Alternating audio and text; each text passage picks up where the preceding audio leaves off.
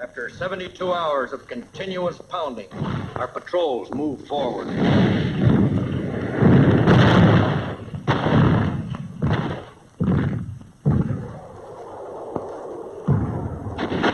A mortar barrage searches out hidden machine gun nests.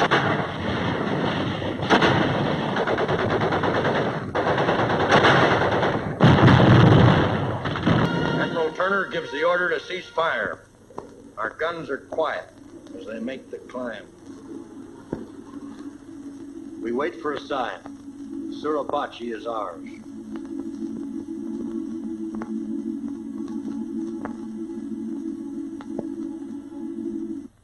Suribachi is ours.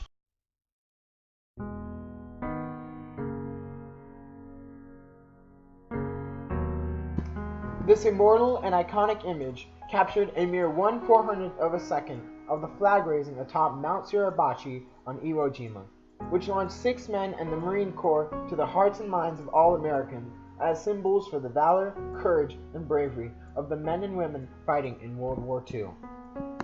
The second flag raising on Iwo Jima provides the basis of John Bradley's book, Flags of Our Fathers, through which he engages a quest to determine the truth behind his father's actions on the fateful day of February 23, 1945, in which he became an American hero raising the flag on Iwo Jima.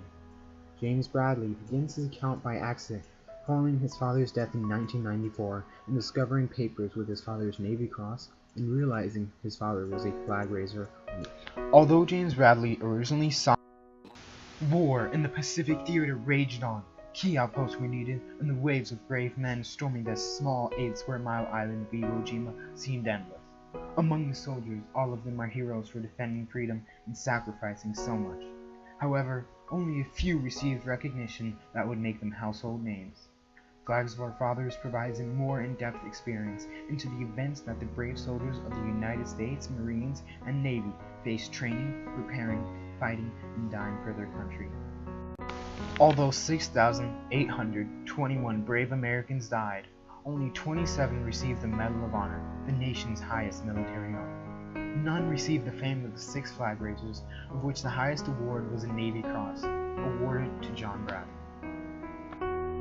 6 men, 5 Marines, and 1 Navy Corpsman, Franklin Sousley, Harlan Bloch, Michael Strang, Ira Hayes, Rene Gagnon, and John Bradley, although not bestowed with the nation's highest military honor, became known to the world as the iconic symbols of the war following their flag raising on Iwo Jima. James Bradley wrote Flags of Our Fathers with historians in mind, by creating a structured novel that progresses chronologically to enable the reader to follow the sequence of events easily and provide a comprehensive historical account that is useful to historians analyzing World War II, the Pacific Theater during World War II, and specifically the Battle of Iwo Jima. Flags of Our Fathers provides personal stories and backgrounds that are a key aspect most historical accounts do not include, that can be beneficial to understanding the course of events and the true feelings and thoughts of those involved. James Bradley's Flags of Our Fathers is a book that, although useful and written for historians, reaches another audience, which consists of individuals interested in the effects of fame, the true story behind the actions and events on Iwo Jima, and others generally interested in the Pacific Theater in Iwo Jima. James Bradley presents a compelling argument and story in Flags of Our Fathers. Although he does this without specifically stating a theory, he implies that great sacrifice must be made to maintain freedom for all, and generally specifies the greatest sacrifice to those who died and the mothers who lost their sons. Flags of Our Fathers begins with a 1994 account of the beginning of his journey. However, the book transitions into a telling of the events prior to, during, and following the invasion of Iwo Jima, and the lasting impact it had on the 3 surviving members, Ira Hayes, Rene Gagnon, and James Bradley. The chronological order and their personal accounts of the flag raisers enable James Bradley's argument to be logically followed as the reader begins to notice the transition of the character of the flag raisers and understand the minor details that can send ordinary men into fame for insignificant events, which is best represented by the fact that although the 6 flag raisers erected a symbol of American pride, the American flag, their actions had little meaning to those thousands of soldiers on Iwo Jima. The flag raising was the second flag raising of the day, following Secretary of the Navy James Forrestal's call to keep the first flag as a souvenir, thus resulting in the need for a new flag atop Mount Suribachi. 6 men of all walks of life united to erect the symbol of America, as the first flag was lowered and presented to Secretary of the Navy James Forrestal, and forever securing the flag raiser's place in the hearts and minds of Americans. Through private letters, the personal accounts can be viewed in an unbiased manner, as they were never intended to be public, and thus express the true feelings that the men enduring the war felt, and the grief that overcomes the mother upon learning the terrible conditions her son endured. Flags of Our Fathers emphasizes the importance of viewing heroes not as symbols but as individuals who make great sacrifices, and that many of the greatest and most honorable sacrifices are made by unknown figures. This is proven through James Bradley's focus on John Bradley, Ira Hayes, and Rene Gagnon, the only 3 surviving flag raisers. James Bradley follows the lives of the surviving flag raisers to determine how their lives were altered following the events on Iwo Jima. By structuring his book around these men, James Bradley focuses on their families, who stressed how the men's lives were changed for the worse following their recognition as symbols, which ultimately led to the demise of Ira Hayes and Rene Gagnon. In addition, the focus on family of both the surviving and deceased flag raisers depicts the severed bonds among families and the great sacrifices families make. Through the use of personal accounts of the surviving flag raisers, in collaboration with government records, James Bradley successfully provides evidence that supports his thesis. Bradley uses the evidence to highlight the change the men experienced following their actions on the small island of Iwo Jima. The personal accounts in government records help establish a chronology that aids in providing the thesis, through vivid and undisputable evidence that represents the sacrifices and the change experienced by the flag raisers following their use of symbols throughout the U.S. Following the image's publishing, Franklin Delano Roosevelt ordered the surviving flag raisers to Washington.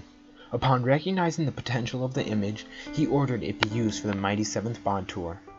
Although Ira Hayes and John Bradley protested, they were forced on the tour with Rene Gagnon, who enjoyed the publicity. Ultimately, the spotlight on these men resulted in drinking for Ira Hayes and Rene Gagnon, which would lead to their demise. John Bradley was not changed by the experience and was the only flag raiser to reach old age. James Bradley's argument is executed flawlessly and successfully by establishing a novel. James Bradley wrote an intriguing book that clearly proves his thesis. However, in his book he raises the question of the definition of a hero. Bradley never asserts a true definition of a hero. Although Bradley may have done this to enable the reader to establish their own definition of a hero, or ponder the possibility that there is no concrete answer to the question. James Bradley maintains the point of view of a son looking for the story of his father's heroism, after silence from his father over his actions his entire life. This results in him taking a more sympathetic tone to the subject upon learning of the terrible conditions and injustices the brave men of Iwo Jima endured and conquered. In addition, Bradley expresses sympathy for his father's silence.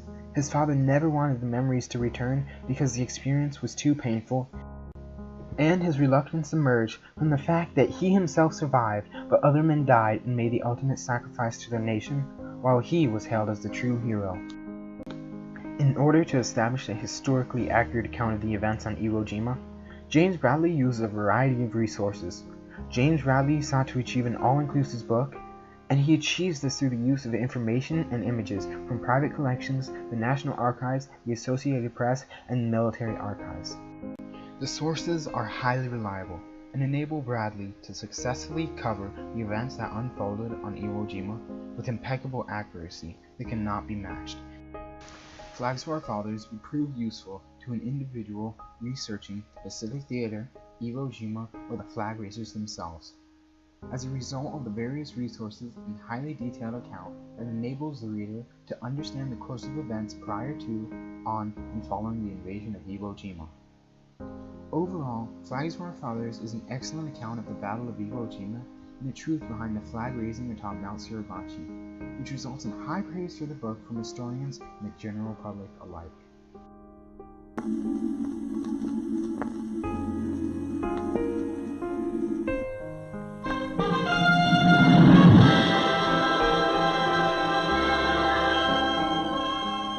Suribachi is ours.